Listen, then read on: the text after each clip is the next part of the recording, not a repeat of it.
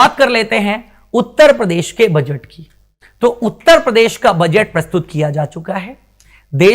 उत्तर प्रदेश राज्य के वित्त मंत्री सुरेश खन्ना ने यह बजट प्रस्तुत किया है और इस बार यह उत्तर प्रदेश का लार्जेस्ट बजट है।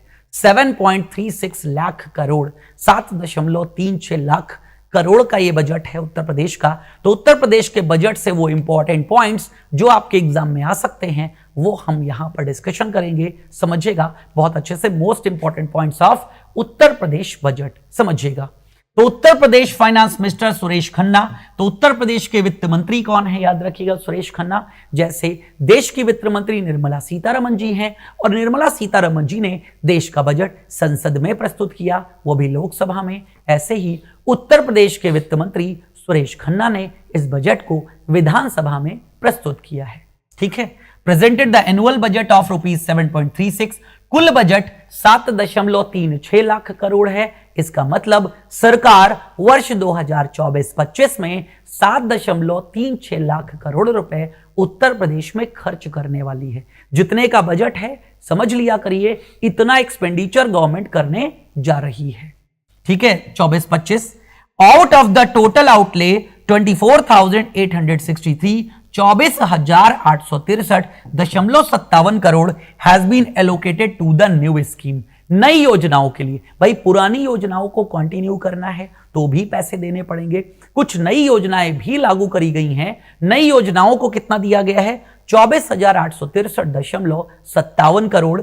Out of the total expenditure 5,32,655.33 crore has been allocated for the revenue account and 2,03,782.38 crore for capital account. समझिएगा, रेवेन्यू अकाउंट और कैपिटल अकाउंट का मतलब क्या है, जैसे घर में बिजली का बिल भरते हो, समझिएगा, घर अगर किराए से है तो किराया देते हो, ये सब खर्चे रेवेन्यू खर्चे कहलाते हैं। यानी कि इनसे किसी संपत्ति का निर्माण नहीं हो रहा है, लेकिन कार खरीद करके लाए, ये संपत्ति है, इसको बोलेंगे कैपिटल फॉर्मेशन। तो ज्यादातर बजट का जो पैसा है वो पुराने कार्यों में खर्च किया जाएगा, कुछ उससे क्रिएशन नहीं होगा, संपत्ति का निर्माण नहीं होगा। संपत्ति का निर्माण करने के लिए 2,03,782 करोड़ रुपए दिए गए हैं। जैसे उत्तर प्रदेश में सड़कों का निर्माण है, पुल का निर्माण है, हाईवे बनाना है, कहीं पर कोई फैक्ट्रीज लगाना है, ये सब है यहां पर। फॉर द नेक्स्ट फिस्कल, अगले फिस्कल यानी कि जो नया वर्ष शुरू होगा 1 अप्रैल से, total receipts are expected to be 7,21,233.82 crore, 7,21,233 crore, इतना पैसा प्राप्त होने वाला ये एक्सपेक्टेड है। It includes revenue receipt estimated 6,06,802.40 crore, यानी कि ये जो अमाउंट है वो राजस्व प्राप्ति के रूप में मिलेगा टैक्स वगैरह से। एंड कैपिटल रिसीप्ट मिलेगी 1,14,531 करोड़ रुपए। तो ये भी दोनों में डिवाइडेड है। Then this budget is also the pink budget.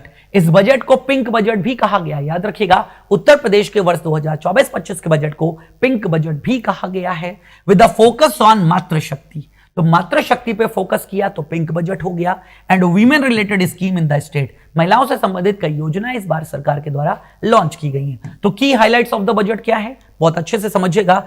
निराश्रित महिला पेंशन योजना के लाभार्थियों को मासिक भुगतान 500 से बढ़ाकर 1,000 कर दिया गया। निराश्रित का मतलब जिनके पास कोई रहने का घर नहीं है, उन महिलाओं को 500 रुपए जो प्रति माह पेंशन मिलती थी उसको बढ़ा करके 1,000 रुपए प्रतिमाह कर दिया है।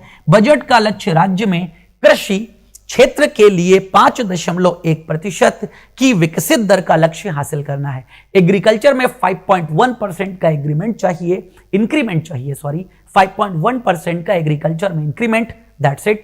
ठीक है, देन आगे समझिएगा, कुछ और स्कीम्स बताई गई हैं। ये स्कीम्स एग्रीकल्चर सेक्टर से संबंधित हैं। कौन कौन है, तो state agriculture development scheme has been allocated 200 crore. राज्य की कृषि विकास योजनाओं को 200 करोड़ रुपए दिए गए हैं। विश्व बैंक समर्थित यूपी एग्रीज, ठीक है, यूपी एग्रीज यानी कि एग्रीकल्चर रिलेटेड स्कीम्स के लिए 200 करोड़ रुपए बजट आवंटित किया गया है। देन 60 करोड़ ब्लॉकों और पंचायतों में ऑटोमेटिक वेदर स्टेशन। ब्लॉक और पंचायतों में जब वेदर स्टेशन होगा तो मौसम का पूर्वानुमान होगा, और कृषि के लिए मौसम कितना जरूरी आप समझ सकते हो।